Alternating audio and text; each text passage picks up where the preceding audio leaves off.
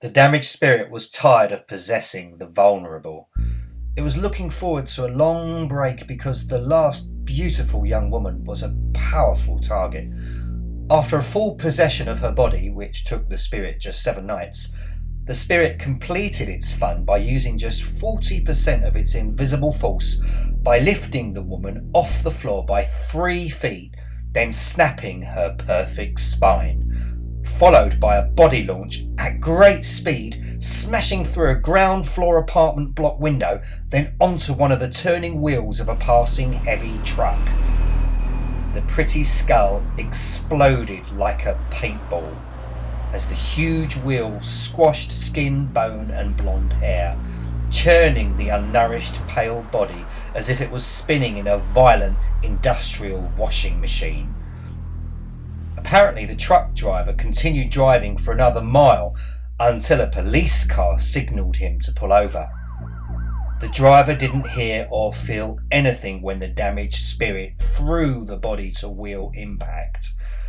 But when the policeman introduced him to the carnage around the wheels and crimson splashes along the side, the driver dropped to his knees, retched and vomited. The smell of the dead was fresh and still very raw. The spirit enjoyed possessions that didn't involve any religious involvement. If a person of faith was instructed to assist a possessed and very scared individual, the spirit was sometimes unable to complete its fun with a devastating finishing move. To us, the living, these damaged spirits are pure evil. To damaged spirits, we are possessed and tortured just for fun, providing essential entertainment to those that are invisible, that watch us while we sleep and go about our daily routines. They observe and discuss amongst themselves that we are like unemotional robots. The damaged spirit had a calling from a man who used an old Ouija board. During the long lettered conversation, it was clear the man, called Peter, was desperate for help from the other side.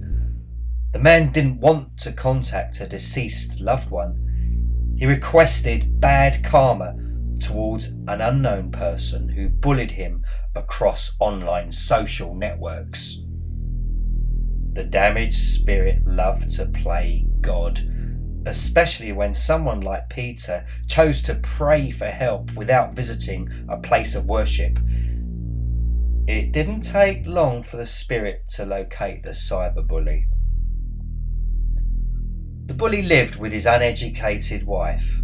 His name was Noel. He spent 5 hours a day stalking strangers, and he loved to harass the talented who embraced technology and were able to spread their creativity to the masses.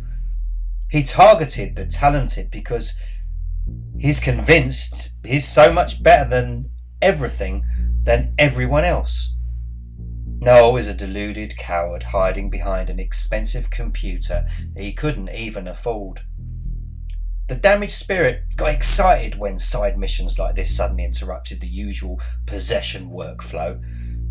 It observed Noel before deciding his fate.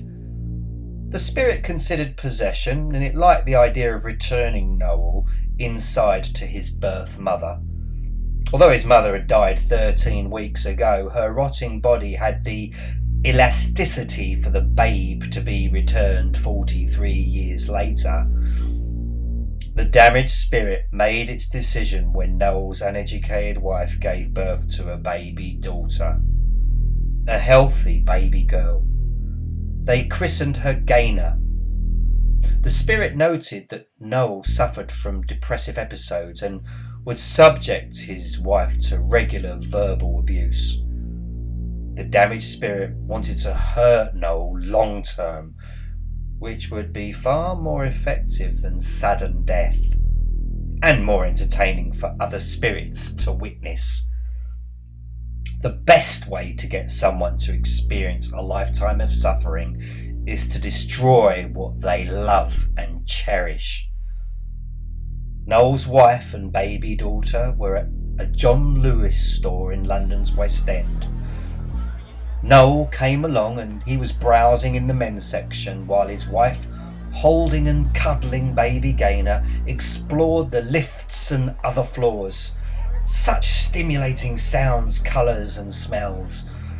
After the thrill of browsing and daughter and mother bonding, the tired two started to make their way down from the very top floor.